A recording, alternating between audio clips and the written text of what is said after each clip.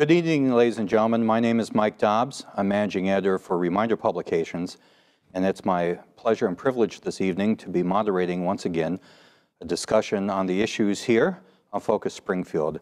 We're going to be speaking to two men who are running for the state senate, and they are the incumbent, State Senator Eric Lesser, and James Chip Harrington, who is a member of the school committee in Ludlow. This evening we're joined by two members of the press, Shannon Young, who is the political reporter for the Republican, and Matt Szafranski from Western Massachusetts Politics and Insight. This debate is going to be a little bit different than some of the other debates that we've had here on Focus Springfield. We're going to have a segment to open up the hour in which our media panel here will be asking questions of the two candidates. Then after that, there's going to be an opportunity for them to do what's known as a Lincoln-Douglas debate, that is, ask each other questions directly.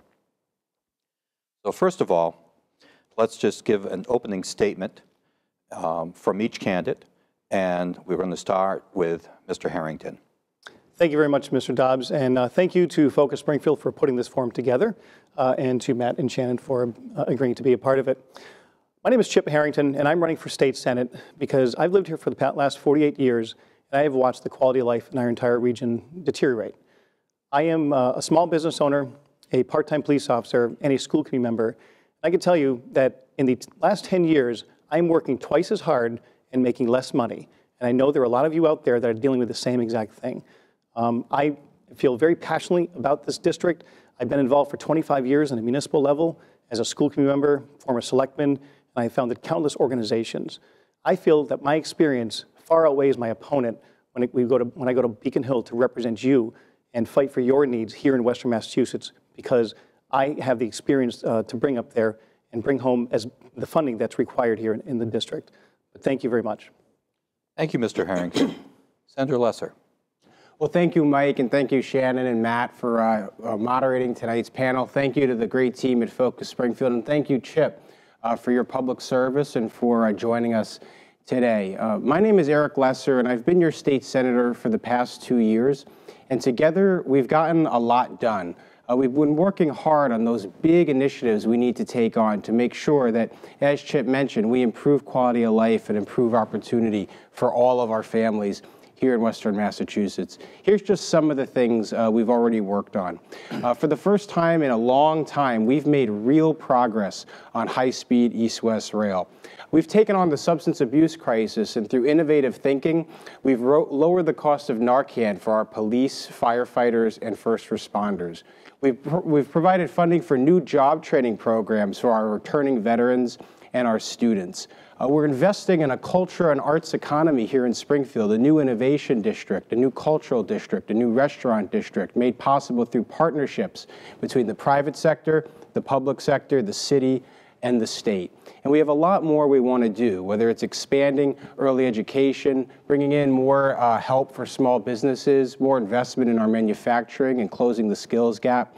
We've gotten a lot done, but there's certainly a lot more to do, and we're just getting started, which is why I hope over the course of tonight and over the next few weeks, I'll be able to earn your trust and your support for a second term. Thank you. Thanks very much, Senator. I'm going to lead off with the first question, and it's, of course, directed at both gentlemen. We have a ballot question that, if passed by the voters of the Commonwealth, would legalize recreational use of marijuana. One of you is going to be going to the State House in January and a new session, and if this particular ballot question passes, there's undoubtedly going to be a lot of concern about how this is actually going to work in the Commonwealth. Whether or not there's going to have to be additional legislation to deal with the social issues, the criminal issues, et cetera, that goes into something like this. So let me just ask, I'll give Mr. Harrington the first crack at this answer. If you're elected, how are you going to react to legal marijuana in this state? Well, first I can tell you I'm opposed to the ballot question. I'm going to be voting no on legalizing marijuana. And as I mentioned in my opening statement, I'm a part-time police officer.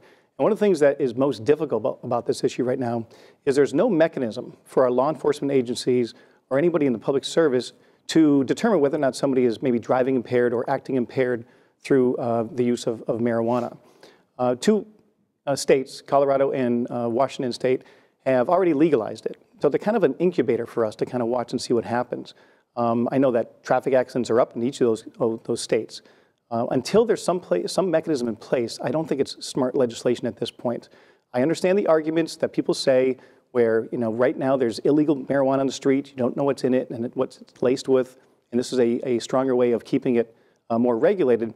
But even in those 2 other states where they've legalized it, there are still issues with a black market on the street with legalized marijuana. So if I'm elected to the state Senate and it becomes law through the ballot question that does take place, I am going to put my experience to work as a police officer and in law enforcement to make sure that there's some type of mechanism in place that our law enforcement agencies can use to regulate it. And furthermore, I also think it sends a very mixed message to our youth. Here we are, we're going to be talking, I'm sure, at some point about opiates and the heroin problem we have. The marijuana ballot question flies into the face of that. We're telling our young people right now, don't do opiates, don't do hard drugs, don't do heavy narcotics, but we'll make marijuana legal, and that's a mixed message, I think, to our young people. I don't think it's smart that we do that for our young people in this district or throughout the state. But here in the Pioneer Valley, I think it really has a gripping effect when we talk about the opiates and the heroin.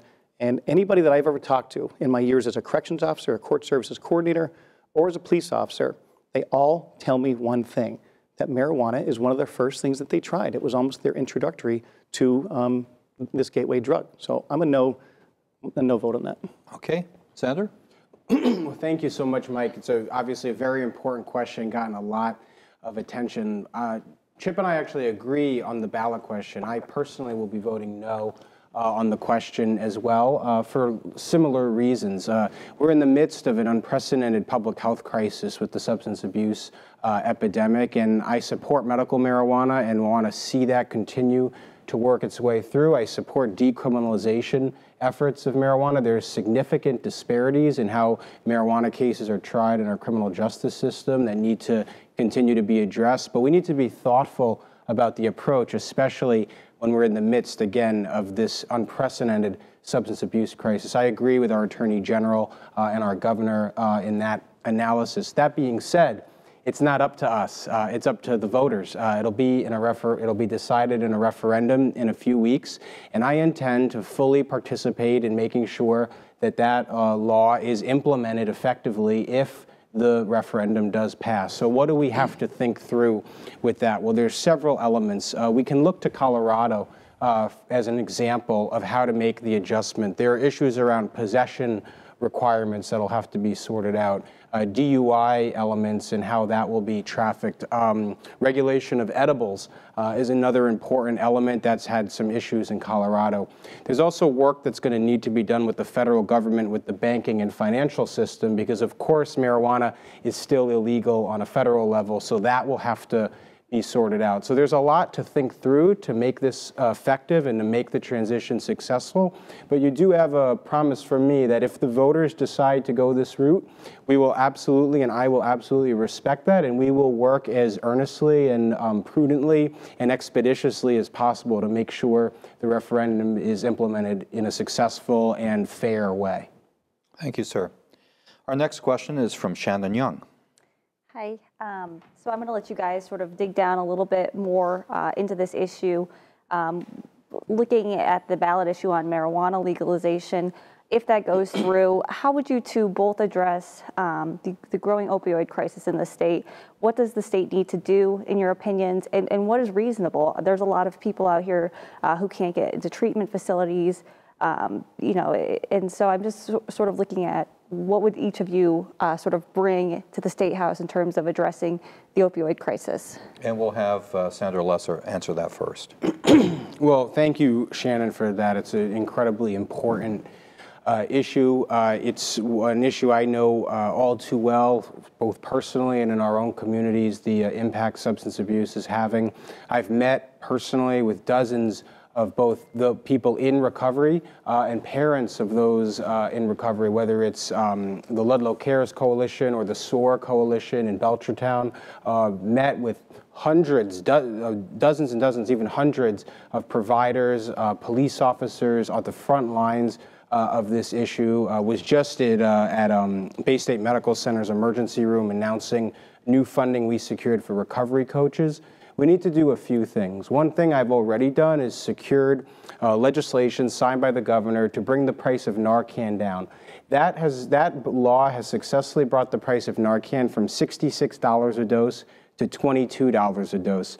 This is a life or death issue. If a first responder shows up at an overdose scene and has Narcan in the car, that person has a 97% chance of living. If they show up and don't have Narcan in the car, unfortunately, there's a high likelihood that the incident will not end well. So what do we have to do going forward? We need to continue to beef up treatment, especially treatment access in Western Massachusetts. Nearly every day, I hear from constituents who just at the moment when they're brave enough to make that decision to get help, they're pulled out of their support structure here in Western Mass and sent to Eastern Mass to get treatment. We need more treatment beds here. We need to reorient our criminal justice system away from lock them up and throw away the key and towards prevention and treatment. We need to continue to focus on more prevention as well. That includes screenings in our schools, more education at lower ages, and we need to bring the provider community, the medical community on board as well, because 75% of the heroin deaths we're seeing in Western Massachusetts begin with legal prescription drugs. So we have to get a handle on the prescription drugs. Mr. Harrington. You know, this issue is a bit of shows an example of the difference between myself and my opponent. I'm that first responder that shows up at the scene when somebody is overdosed. I'm the one doing CPR. I have sat in the kitchen consoling a mother as her son is being worked on by paramedics in the basement. It is very, very real to me.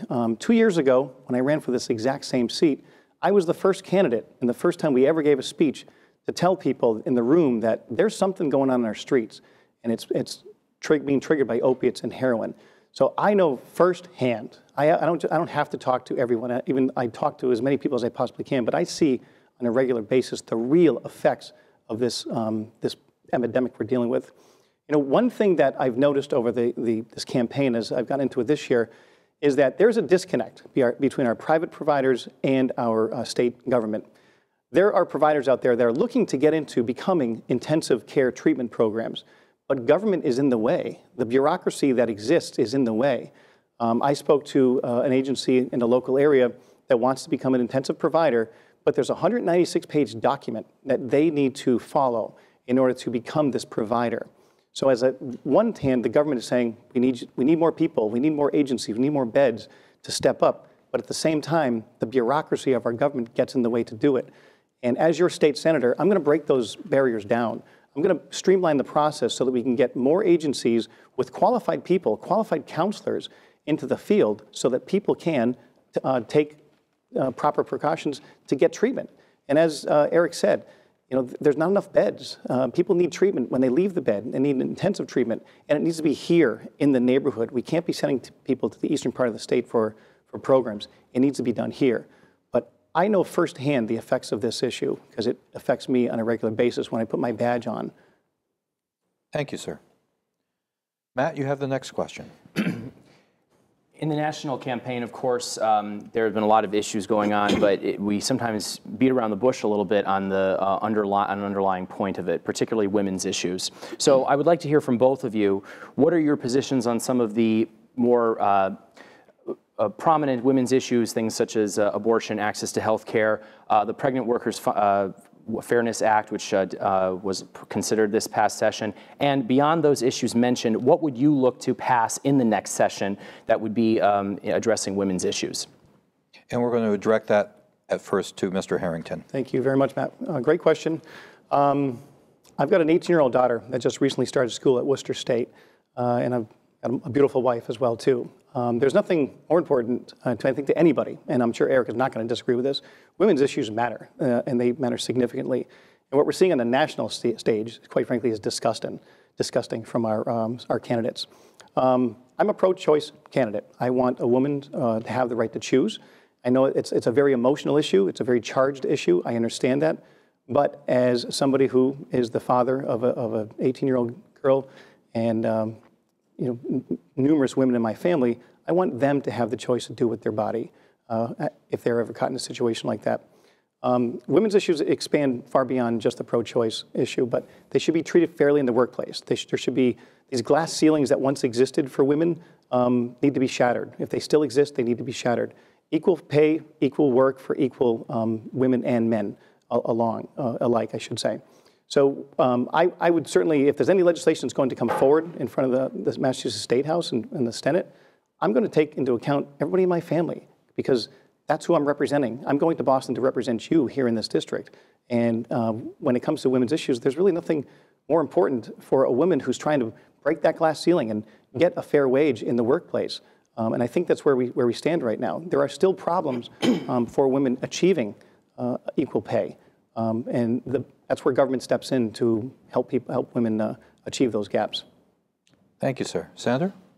Well, thank you, Matt, for that question. It is a vitally important issue, and unfortunately, the presidential campaign has highlighted just how important it is. Let me tell you a little bit about what I've worked on in the state Senate on this issue. I was the co-sponsor of the Pay Equity Act, which requires basically, or is the most aggressive law in the country to move towards pay equity. Basically, still in this country, women are paid less for doing the same work that men do.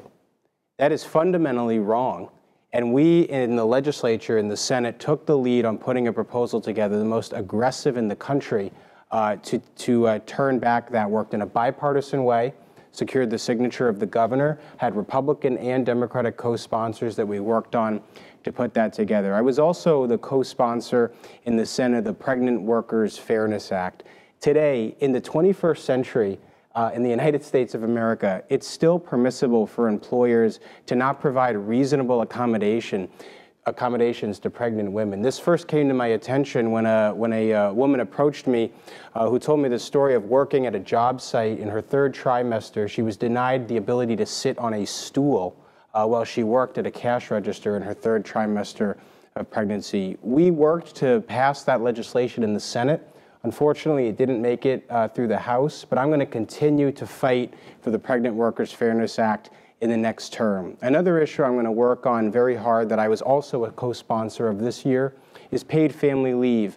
We need a robust and strong paid family leave law in this state, and we need comprehensive sick time insurance for workers. This disproportionately impacts women who have to take time off to care for a loved one, a child, or a parent. We need to do this not just for women. This isn't just a women's issue. These are human issues. These are issues that men and women face, and it's part of living in a modern society, ensuring that everybody in our community has access to the same opportunities. Thank you, sir. Okay, with our next question will be Shannon. So both of you have faced claims of opportunism or being opportunist. For Mr. Harrington, it's been claimed that you've been an opportunist by switching from the Democratic Party to the Republican Party in this campaign. And for Mr. Lesser, you've been charged with being a career opportunist and focusing on a bigger job, on a bigger stage by campaigning for Hillary Clinton and keeping friends in high places from your time on the Obama campaign. So to each of you, I ask, how do you respond to these claims of being an opportunist, and what would you like the voters to know in regards to that? And going first would be Senator Lesser. Well, thanks, Shannon. I'd like the voters to look at what we've been up to the last 20 months. When I ran for office 2 years ago, I came to you and I said, let's work together on some big issues. Let's work on better including Western Massachusetts in the growth and the opportunity we see all around us. And I pulled my sleeves up, and together, that's what we've worked on. We haven't achieved everything, but we have made some real concrete progress. For the first time in a very long time, we have made real progress on East-West Rail and on looking at and opening that possibility for our future and for our families. We've created new job training programs in advanced manufacturing. Lower Pioneer Valley Education Collaborative now has a brand new vocational training program in advanced machining, thanks to work we did in the Senate to get that funding secured. We've gotten more support for Bright Nights, for the 4th of July fireworks, for the pancake breakfast through my work as chair of the Senate Committee on Tourism, arts, and cultural development. I led the fight for the preschool expansion grants. When the state was facing cuts to a kindergarten expansion in the state, the superintendent of the Springfield schools and the mayor called me, asked me to work to deliver those funds for the kindergarten kids in Springfield. We've made real efforts on a new cultural district in Springfield, a new innovation district, and we've made real progress, although it's still not enough, on the substance abuse crisis, lowering the price of Narcan by 2/3, from $66 to $22. So do we have ambitions? Of course we have ambitions. There's a lot to do here in Western Mass, and there's a lot we need to get done in a fairly short amount of time. We've been left out and left behind from the growth and the opportunity in other parts of the state, frankly, for too long. So there's a lot to do, there's a lot to get done, and I would say for the voters to look at my record and make their own decisions. Okay, so we're going to ask the second part of that question to Mr. Harrington. Thank you. We will revisit this because I don't think Mr. Lesser answered the question. I was a Democrat. I was born Irish Catholic, and when you're born Irish Catholic in 1968, you're a Democrat. And I ran 2 years ago as a Democrat, and I admittedly got into the race as a very moderate Democrat. I'm a fiscal conservative, I'm a small business owner, I'm a part-time police officer. So I got into that race, and very soon after getting into the race, realized that the Massachusetts Democratic Party had moved much further left than where I was comfortable being. So after that race was over, I quickly left the party. And to coin a phrase from an old politician, I didn't leave the party left me, and that's how I felt. And I became an independent. But then I got to know Governor Baker, and I respect Governor Baker tremendously. In fact, he's endorsed my campaign. He and Lieutenant Governor Polito are helping me out with my campaign. And I became a Republican at that point because I think Governor Baker is the kind of Republican that I embody. Fiscally conservative, socially somewhat liberal. And I think many people in this district feel that exact same way. So I can be referred to as an opportunistic person for changing from a Democrat to a Republican. But let me remind you, two of the leaders of the Democratic Party, Elizabeth Warren was once a Republican, I think until she was at the age of 44, and she became a Democrat. And Hillary Clinton herself was a Republican back when she was in college. So people mature, people change, and people do change their parties. In this business, when you want to be a candidate, when you want to run, being an independent isn't really an option, quite frankly. You've got to pick a team to be on. But I'm happy to be on the team with Governor Baker and Lieutenant Governor Polito because they're doing a great job for this Commonwealth on a fiscal matter. And that's the kind of people I want to work with. So if somebody out there is thinking that I just switched from a D to an R just to run for the seat and they don't vote for me, so be it. I can't change their mind. But that's the truth. And you look at the campaign from 2 years ago, and you'll see that I'm not saying anything different now than I did then. My values are the same, my views are the same, and I feel strongly about that. Thanks very much, sir. Okay, we're going to have one final question to the candidates in this segment, and that's going to be from Matt Szafranski. Thank you. Drawing a little bit off of the previous question, campaign finance has been a bone of contention, but during this race. Senator Lesser, you have been criticized for receiving a substantial amount of out-of-state campaign finance funds, all disclosed, but nevertheless out-of-state. Mr. Harrington, you have said that you feel very strongly about outside money influencing a candidate. However, the Mass GOP, which funds the paid staffing on working on your campaign and the office, has received the same proportion of out-of-state funding as Senator Lesser's campaign. What business is it of out-of-state donors to be involved in this election? And we're going to go to Senator Lesser to answer that question first. Well, thank you, Matt, so much. I'll let Chip answer the question about the Massachusetts Republican Party. As for me, I've been very upfront about my story. I grew up here in Western Massachusetts, went to public schools here. After working hard and listening to what my parents told me to do, which was study hard, I was able to attend Harvard University for my bachelor's degree and Harvard Law School for my law degree. I also worked on the presidential campaign of Barack Obama back in 2007 when nobody really gave him a shot. And I worked for him at the White House as well. I worked for him a total of 4 years through some very interesting, to say the least, and historic moments in our history. And during that time, you meet a lot of people from a lot of different places. And we've generated a lot of excitement both in my campaign in 2014 and in the work that we've been doing over the last 2 years, and people from all over have been excited about supporting that. People I've worked with, people I've gone to school with, and people I've helped and worked with and advocated for here in our district, here in Western Massachusetts. And what has that meant? It's meant that we've been able to generate excitement over a whole lot of really important issues for Western Massachusetts, like high-speed rail between Springfield and Boston, like more high-tech jobs in Western Massachusetts, like, for example, better manufacturing and voc ed training to close the skills gap. There's a lot more that we want to do. There's a lot more that we're going to continue to do. And I'm proud of the support I've received from folks from every corner of my life and every stage of my journey who have been excited and motivated by our message. Thank you, sir. Mr. Harrington. Getting to the second part of your question first, as far as the Mass GOP funding an office in Springfield, from which myself, Senator Humison, Representative Boldiga, sheriff candidates all work out of, that's a much different comparison than Senator Lesser's campaign. Please go take a look at the Office of Political Campaign Finance, look at their report, and take a look at Senator Lesser's campaign donations and where they're coming from. There's a big difference between myself and Senator Lesser when it comes to this. Number one, there's a tremendous amount of money that's coming from outside the state and outside the district into his campaign. He's getting on a plane and he flies to Boston, he flies to San Francisco, flies to Washington, D.C., and he's having fundraisers down there.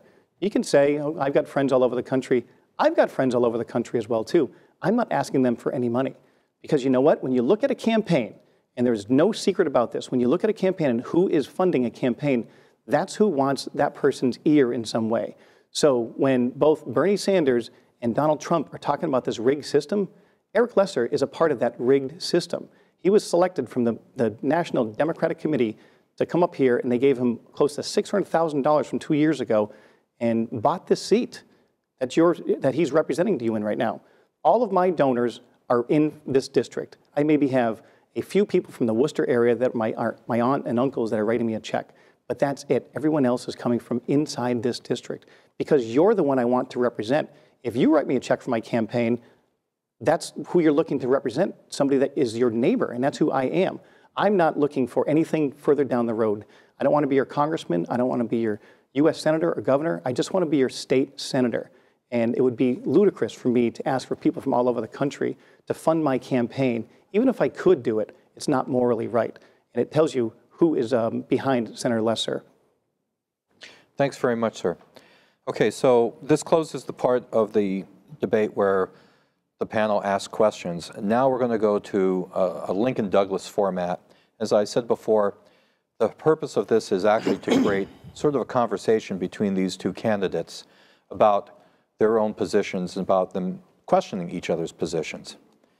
So we're going to open this up, and the way it's going to work is that one candidate's going to ask a question, the other candidate's going to come up with an answer, there would be a time for a rebuttal, and then we'll go to the other candidate to ask a question. And hopefully I don't have to cut off any microphones or snap a whip or blow a whistle. I think they're going to behave themselves. So I'm going to start this off with Mr. Harrington. Mr. Harrington, you can ask the senator a question. If Congressman Neal leaves office next week, are you running for Congress? Well, no. That's a very hypothetical question, Chip, so I'm not going to answer a hypothetical question. But I am happy to talk about Congressman Neal, who I worked for when I was in high school. One of my first jobs was working for Congressman Neal, and he's an enthusiastic supporter of my reelection, and I'm an enthusiastic supporter of him in Congress. And one of the things I learned from Congressman Neal is that we're judged by what we do and what we deliver for our communities. He's worked on Union Station, for example. One of the ways that we're going to make sure Union Station is successful is by having both north-south rail service and east-west rail service, which is one of the reasons I've worked so hard on making that a reality. Another thing that Congressman Neal has championed through much of his career is the substance abuse crisis. In fact, he hosted the Attorney General in Washington to talk about this issue last year. We need partnership between the federal government and the local and state government on substance abuse. That's one of the reasons I've been so focused on this issue. One of the reasons we work so hard on the Narcan bulk purchasing program. So I appreciate the enthusiasm, but not going to engage in hypotheticals. I'm here running for re-election to the state Senate, and I've really enjoyed the job. Part of the reason why I've enjoyed the job is because, again, we've been able to work on a lot of really important issues, issues in the community I grew up in, issues that are vital to the future of my 3-year-old daughter, things like more high-tech jobs, better integrating our economy here in Western Massachusetts with the economies all around us, expanding early education, championing the preschool expansion grants, and so many other issues. So that's what we're going to continue to do. I'm going to continue to do the job as long as I feel like we're effective and we're making things happen. Would you care for a rebuttal? Thank you very much. I would love to have a rebuttal. Well, your OCPF reports tells a different story. Senator Lesser has a company out of D.C. called 4C Partners that he pays about $3,500 a month to. And what that organization does, on their own website, they'll even tell you that they're very heavily involved in congressional candidates. And I think it's disingenuous. And I think it's a very fair question for me to reach out to Eric and say, are you going to run for Congress? And I think you, as the voter, deserve to know where what his ambitions are. It's wonderful. We all have ambitions. It's wonderful that he may be looking to do that. But at the same time, he needs to be truthful and tell you, where this thing may lead to. When you're hiring a company from Washington, D.C. to do your consulting for $3,500 a month, it only leads to one thing, that there's a bigger plan beyond this thing. And it's, as Shannon asked the question earlier about being opportunistic, I think we need to be fair and be honest with the taxpayers as to what this candidate is truly looking to do. And like I said, getting back to what we talked about earlier, 70% of his donations for this seat are coming from outside the district. Before Eric Lesser even took office last time, he had a fundraiser at a lobbyist's office. David Axelrod, one of the most popular Democratic behind-the-scene people in the country, is helping his campaign. So I'm the little guy here. I am, without a doubt, the underdog, and I'm happy to be that underdog, because I think everybody out there can relate to the underdog. All my donations are small, all my donations are local, but all my donations are real, from real people that I know. I can look at my report and I can point to somebody and say, yeah, I know that person. I went to school with them. I taught their kids football. I coached their kids in something else and helped them in the town of Ludlow. So I think it's just disingenuous, and I think it's a fair question to ask Eric Lesser. Okay, Senator, you get a chance to ask Mr. Harrington a question. While we're on the topic of campaign offices, I appreciate and I applaud you, Chip, for standing for denouncing Donald Trump's recent comments in a Facebook post yesterday. But the most prominent Republicans in Massachusetts, including Charlie Baker, Bill Weld, Mitt Romney, and Brian Lees, our local longtime state senator, denounced Trump months ago. At the same time that they were denouncing Donald Trump, you were sharing office space with him and continue to share office space with him. You also were the featured speaker at a campaign debate watch party for Donald Trump, and you share volunteers with Donald Trump, and you share data with Donald Trump. So my question is are you prepared to completely separate yourself from Donald Trump and his campaign and the arguments he's been standing for in this campaign by moving out of his office and separating yourself from his data operation and stopping the continued use of his resources? I don't know if they're his resources. They're national GOP funds, so I don't know if they're Donald Trump's resources. I've never met Donald Trump. I don't plan to meet Donald Trump. I think Donald Trump's a disgusting person. I'm not voting for Donald Trump. When it comes to election day, I'm writing Charlie Baker's name in for president, because I also think equally Hillary Clinton, I'm not a fan of Hillary Clinton's as well. So if we're going to compare ourselves, if you're going to say that I'm somehow connected to Donald Trump in some way, who a man I've never met, I guess I can look to you and say, you must also have a connection to Hillary Clinton, because I'm assuming you've met her, and maybe you know her. At one point, you referred to yourself as the president or the chairman of her Massachusetts campaign in some document I saw. So should I hold you accountable for her emails or for what happens in Benghazi, because you're trying to associate me with Donald Trump, a person I've never met, a person I'm not voting for, just because of office space? We utilize that office. My volunteers are Chip Harrington volunteers. There are paid people from the state GOP that are in there. What they're doing with their time for Donald Trump, I couldn't even tell you that. But I can tell you what my volunteers are doing. They're Chip Harrington people. We're knocking on doors. We're sending out the mailers. We're doing everything that your campaign is doing as well, too. So to try to tie me to somebody that I've never met because he says vile things and I don't really agree with his principles, it would be the same as me saying to you, well, you know Hillary, so therefore you should be associated with her missing emails, and you should be associated with her stance in Benghazi and having Americans killed. I don't think that's fair. I wouldn't do that to you, and I don't think people out there are going to buy it, but you took the shot. Time for a rejoinder. Sure. So first of all, Hillary's by no means perfect, but I don't think that we can compare the video that we saw this week and some of the things that were said by Donald Trump, not just this past week, but for the last several months, attacking a federal judge because they're Mexican, insulting an entire religion of over 1 billion people and banning them from entering the United States, vilifying and trashing the good name of a Hispanic beauty pageant contestant that fell on the other side of a political opinion of his. I don't think that they're the same. And unequivocally, I'll say it proudly, yes, I'm voting for and I support Hillary Clinton for president, and I have for a long time and will continue to. Do I think she's perfect? Of course not. But I am supporting her for president, and I think she'll make a very good president. But that's not the point. The point is that this is a broader question of judgment and what we stand for and where we're going to draw a line in the sand on certain given issues. You're sharing office space with Donald Trump. You're sharing data with Donald Trump. You're sharing volunteers with Donald Trump. You spoke at Donald Trump's debate watch party. I'm not saying that you've met him or that you guys are best friends.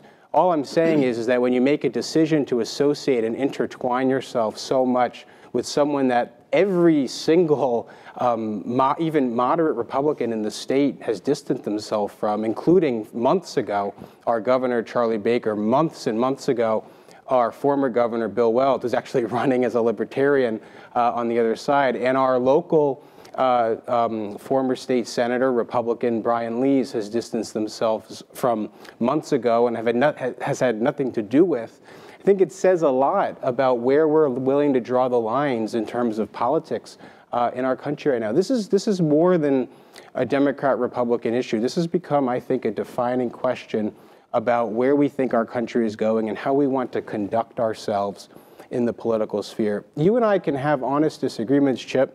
I like you a lot. We've gotten to know each other over the years. We've worked together in the school committee and as I've been in the state Senate. Previous presidential campaigns, they've been spirited, they've been robust, there's been back and forth. But what we've seen out of Donald Trump and what we've seen over the last several months, actually, it hasn't just been recently, has been a level of behavior and a distaste and a revulsion of the American democratic system that I think is disqualifying. And I think all of us have an obligation to stand up to that. Okay, Mr. Harrington, your time for a question. Yes. We make choices as candidates and we make choices as elected officials. I want to ask you about one choice that you made. It's September 30th, 2015. There was a very important hearing at the Veterans Affairs Committee. You're a member of the Veterans Affairs Committee. You've been appointed by President Rosenberg for that. And at these hearings, sometimes it's the only chance that members of the general public get a chance to come and testify about really important legislation. That day, while the Veterans Affairs Committee was hearing important legislation and testimony from veterans about homelessness and jobs for veterans and small business ownership for veterans, you were not at that hearing. You were here in the district. I believe there was some type of a diplomat in the area. I believe you're at the Basketball Hall of Fame shooting basketball hoops, which I'll challenge you someday to a basketball game. But on a very serious note, that's really important. That's a big part of the job as a state senator and a state representative, to be a part of these hearings. I know you belong to several subcommittees. I understand that. And you can't be everywhere at once. But that day you made a choice. That day you made a choice because optically it was going to look better for your future ambitions to be with a diplomat in Springfield, not even in your district, but at the Hall of Fame, rather than listen to veterans who are going through some significant issues and hearing their legislation. I know you can read the testimony later, but there's something very powerful about sitting in a chair like this and looking at somebody in the eye when they're talking about a piece of legislation that's important to them. As a school committee member, I do it. It's very important to be there. You weren't there that day. You made a choice. And I want to know, how many veterans hearings have you missed? Have you been at all of them? Was that the only one you've ever missed? Well, thanks for the question. It's a very important issue, so let's just set the record straight here for a second.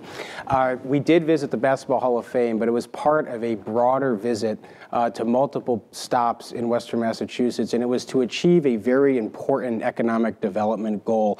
We worked very hard to open new direct flights between Tel Aviv and Boston. Those flights opened up about a year or so ago, a little over a year ago. We're working to potentially bring them to Bradley as well, which would help Western Massachusetts even more. And this has big potential for Western Massachusetts. Here's why.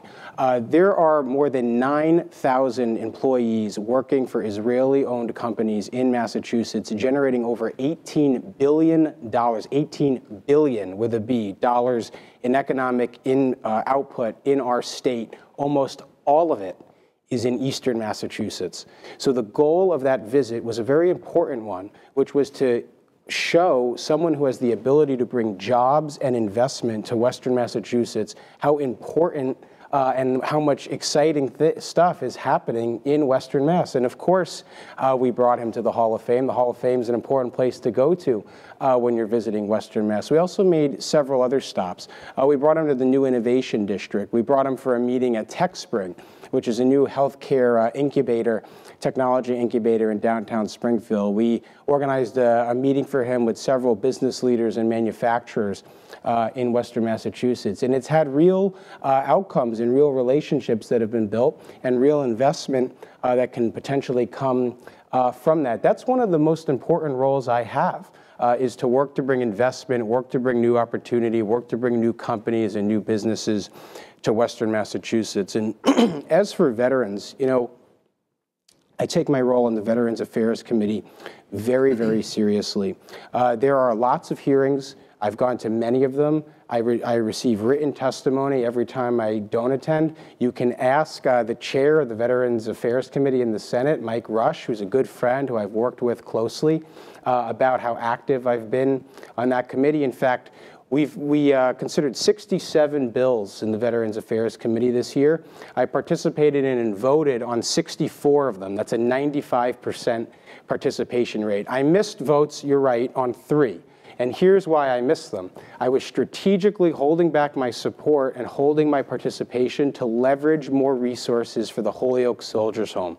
I worked in a bipartisan way with Senator Humison to get an amendment to the Veterans Home Act, which came through our Veterans Affairs Committee to protect local control of the Holyoke Soldiers Home, because it is a very, very important institution and resource for our veterans in Western Massachusetts. I was one of the Senate co-sponsors of the Stolen Valor Act, worked with Representative Vilas on that. It was signed by the governor just a few months ago. I attended the signing ceremony with him. Worked to secure new money for the Ludlow Veterans Memorial to improve and expand that memorial, and to build a new memorial in Granby. A group of community participants in Granby came together, approached us. They needed a little bit of help to get over the hump, to get the goal they needed to begin construction. We were able to secure funding for that. The reason I'm passionate about veterans issues and the reason I've focused on it so much because I understand these issues personally, because my father is a veteran. He's a lieutenant colonel in the Massachusetts National Guard. He's a doctor who left his medical practice in Holyoke for 4 months to be a doctor to our troops in Iraq. He was based in southern Iraq. He joined the Massachusetts National Guard at 57 years of age after he learned about the shortage of doctors in our military. I remember how my mom felt when she was left alone when he was away in Iraq to care for our troops in a war zone. So I take these issues very personally, and I think they're very important, and frankly, they shouldn't be politicized. And our record on veterans issues, I believe, speaks for itself. Mr. Harrington? Yep, thank you. Thank your father for his service. He is a wonderful man. I've met him on numerous occasions. As I mentioned at the start of this question, it comes down to choices. In that specific day, veterans were sitting in front of the Senate Conference Committee talking about real important issues to them, to the hearing. And Senator Lesser was not there. This job, as your state senator, is multitasking. You have to do a lot of different things at one time. But when it comes down to a choice like that, Chip Harrington is going to be at those hearings all the time, listening to those veterans, taking the testimony from those veterans.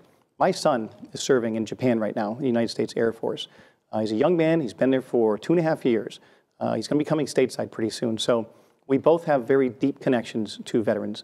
Yesterday, as a matter of fact, I ran in the fundraiser that they had in Granby to raise money for the memorial. The Ludlow Memorial. Eric Segundo is one of my closest friends. I understand that those issues are very important on a local level, but it comes down to a choice. And when Senator Lesser chose that day to come to Western Massachusetts here at the Basketball Hall of Fame with a diplomat and not listen to testimony, that I think is very striking. And I think it tells something about his choices that he's going to make, because optically that looked better for his career down the road. Chip Harrington's going to be at those hearings. He's going to listen to the testimony from veterans and any committee that I'm on. I'm going to be a part of it. And this also brings up one other issue too. There should be attendance taken at all of these hearings. You, the taxpayer, and you, the voter, should know where your state representative is and where your state senator is. If they're at the hearing, there should be an attendance taken. There is not any attendance taken at these hearings whatsoever, and that's wrong. They're accountable to you, the voter. I'm going to be held accountable to you, the voter. As a school committee member, I've done it. As a former selectman, I've done it. And that's what I'm going to bring to the State House as your state senator. You can hold me accountable, and you'll know where I am on a regular basis. If I have to miss something for any specific reason, it's going to be a very good reason. But a choice like this, I would have been there that day, listening to the testimony of veterans. Because right now, all the veterans that are coming back from the wars that we're dealing with, that is job number one for our local legislature and our governor. Okay, thank you, Mr. Harrington. Senator Lesser, you got a question. Well, thank you, Mike. So, you know, in my first term, while we're on the topic of tourism, arts, and cultural development, I've worked very hard to expand and enhance the arts sector here in Springfield. One of the things we worked on was an override to a 60% cut proposed by the Massachusetts Cultural Council. If that cut had been successful, it would have meant institutions like the Community Music School, that's just a block or two from where we're filming tonight, would have had to close. It would have meant thousands of public school kids, not just in Springfield, but across Western Massachusetts and across our Commonwealth, wouldn't have had access to arts education, to cultural programming. It would have threatened things like the Springfield Jazz Festival, which just is now in its third year of work here in Springfield. What would you do on culture and arts funding, and would this be a priority for you in the Senate? It's very important. You may not know this, but I was a theater major, believe it or not. When I first went to, when I graduated from Ludlow High School, I attended HCC because, quite frankly, that's all I could afford at the time. I went to HCC and I was a theater major. So behind all this, there's an actor someplace in there. But I didn't pursue it because I realized that my life wasn't going to go that way. The arts are very important. In Ludlow, I've worked very closely with the Exit 7 players. And they were founded in the early 80s just from a group of teachers, actually, who just enjoyed theater. And each of these little communities have a lot of these little local theater programs. The arts are extremely important. And I can tell you this, as a member of the school committee, I'm pushing very hard to move ourselves away from this Common Core, because that is taking away from the arts programs in our schools. We're focused on double blocks of math and double blocks of English. And I've been working very hard about bringing back regular programs so that young people can be exposed to the arts, not just the visual arts, but dramatic arts and all facets of the arts. And it's something that we're losing. So I feel I've done work already in this area.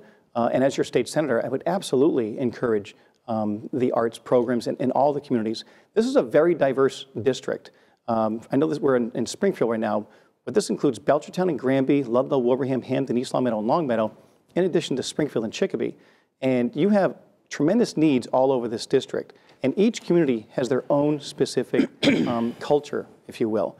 And I know in Granby and Belchertown, they're very closely associated with places like South Hadley and Amherst. And they've got a different set of goals and things that they would like to achieve. But every community, I can tell you, has a cultural program and cultural arts. And I know in Ludlow, having been involved in the town government for a number of years, we apply each year and usually receive cultural and arts grants, and they're put to good use by some people who are very passionate about it. And it should be encouraged, because a lot of times when these young people go to school, it's because they're in love with the arts. They're in love with acting and directing and even filmmaking and even TV studio like we are right now. So I have done work already as a school committee member for the arts, and I'll certainly continue to do it as a member of the legislature. Senator? Well, I'm glad we agree on this point. It's vitally important for Western Massachusetts. For every dollar we spend on culture, arts, and tourism funding in the state, there's a $7 return on the investment in the broader economy. The reason for that is because when people go to the Big E, for example, that just concluded, or they go to Symphony Hall, or they go to the Mass Mutual Center for an event, or they go to one of our local arts performances or concerts, they're not just visiting that and leaving. They're stopping for dinner, they're filling up their tank with gas, they're stopping, maybe they're spending the night, they're buying other products in the economy, they're pumping resources and money into the broader community, which is why, especially when budgets are tight, it's so important for us to spend wisely and to very judiciously use the taxpayers' dollars. And one of the ways we do that is by strategically spending money where we're going to leverage further private sector, further business and nonprofit investment. That's why when we were facing a catastrophic cut to our culture and arts programming here in the state, a 60% reduction, institutions like the Community Music School could have been at risk of closing if such a reduction actually succeeded. They called us, they called me in the Senate, and we put a team together, bipartisan coalition, to overturn that. There's a lot more we want to do. For example, a % for Public Art program, help revitalize downtown by promoting more public art in our spaces in downtown Springfield, further investing in the cultural district and the innovation district, and supporting the really important cultural programming happening in our communities in the broader area. One area I was just in is Fountain Park in Wilbraham, for example, where they're building out an incredible new concert series there. They're even talking about opening a summer concert series to rival Tanglewood right at Fountain Park in Wilbraham. Imagine if something like that is successful, what it would mean for our families, what it would mean for our economy, what it would mean for the jobs and the opportunity it would pump into our region. So that's an area and an item I'm going to continue to focus on. I've been very focused on, and we have a lot more we want to achieve. Okay, gentlemen, we're coming down to the last exchange here. Yep. We have a few minutes left. It's your question, Mr. Harrington. Thank you very much. This also comes back to choices. This year, during the budget process, District Attorney Gallooni had done something pretty unprecedented. He had gotten all other district attorneys in the state to stand down asking for increases so they would support his. And he was asking for a $750,000 increase in his budget because there are real services that he needs that are going to impact people on the street. It passed the House, but it did not pass the Senate. And this comes down to a choice. You, Mr. Lesser, had worked diligently to get funding for a study for, some people say $100,000, some people say upwards of $600,000 for that study. You got the funding for the study in the Senate, and it went through the House. The governor ended up changing the legislation for which originally you had agreed with, but then later you disagreed with. So my question to you is, why did not the funding for the district attorney's office, which really impacts public safety, which is at the forefront of my campaign, public safety, you did not put the effort into that you did the train study? That should have been the priority number one. Senator Lesser, you have probably a little less than a minute. Oh, okay. Well, first, completely not true that I didn't work on this issue. Just a little bit of context and some history. There's been a historic disparity in funding for the Hampden County District Attorney's Office vis-a-vis district attorney's offices in the eastern part of the state. This is part of a symptom that we see in a pattern that we see over and over again. Our district attorneys are underfunded. Our transportation infrastructure is underfunded vis-a-vis Eastern Mass. Our county courthouse system is underfunded vis-a-vis Western Massachusetts. So we met with District Attorney Gallooni, and myself and the entire Western Mass delegation, including Senator Humison and Senator Welch, put a team together and put a proposal together to try to equal out this funding. You're right, it was the first time it had been done in a very, very long time. The way the budgeting process works, and Mike, indulge me for a second on this because it can get complicated. The way our budgeting process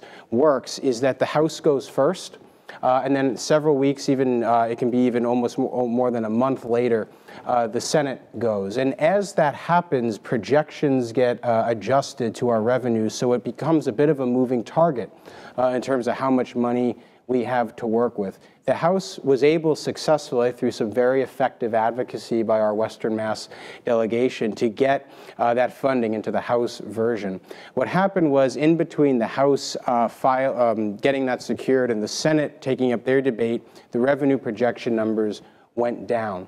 So it wasn't included in the Senate proposal. So what we did is we brought it to the floor of the Senate. We offered an amendment to the Senate budget to try to get that funding. We fought very, very hard for it. Again, it wasn't just me. It was the entire Western Mass team that worked on this. We all spoke in favor of it. And in fact, we recruited some other members of the Senate who weren't from Western Massachusetts to also speak in favor of it. Unfortunately, it wasn't included in the final Senate version. So here's what happened next. We put another strategy together to try to advocate for it in our conference committee. We pushed as hard as we could to try to get that included in the conference committee.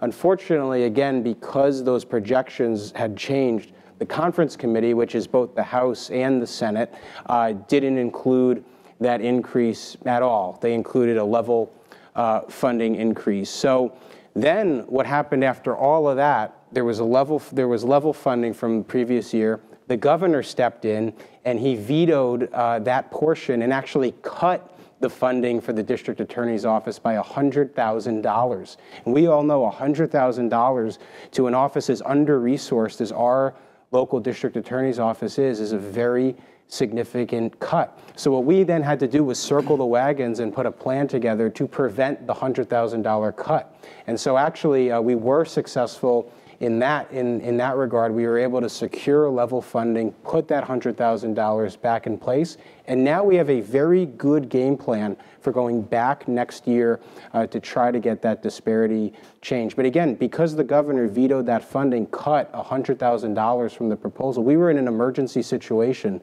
to try to do what we could to stop the bleeding and make sure that we were at least level funded. Okay, you have 30 seconds. Well, again, it comes down to a choice. Senator Lett made the choice to make his #1 priority funding for a study for the train that, quite frankly, had already been done. And that was the priority. Those funds should have been diverted to the district attorney's office. That's where the priority should have been. And secondly, there should be a roll call vote. You should have stood up and asked for a roll call vote at the end of that debate when they were talking about D.A. Galuni's budget down here. There should have been a roll call vote, but it comes down to choices. I would not have made that choice because public safety is paramount as far as this campaign goes, and District Attorney Galuni's budget would have been priority #1 for me. All right. Gentlemen, we've talked so much, we can't have you do a closing segment, but I think that's okay because you've actually illustrated. You want to do a closing segment? 3 minutes. Okay. See? The boss is telling me to not look at my clock, but to look at him. We're going to do 1 minute for each gentleman. So it's going to be Senator Lesser. You've got the first chance here. 1 minute, a closing statement. Well, thank you so much, Mike, and thank you, Shannon. Thank you, Matt. Thank you to the great team at Focus Springfield, and thank you, Chip, for this really lively and spirited discussion. You know, as I said at the opening, together we've really worked on quite a lot the past 20 months. I'd like to think it's 2 years. It's been actually a little less than 2 years. But together we've gotten a lot done. We've secured new funding for vocational training programs in our local high schools, more money for our vets and our students to get the training they need to participate in the economy. Those new programs that hadn't existed before that we've been able to secure that are going to help people.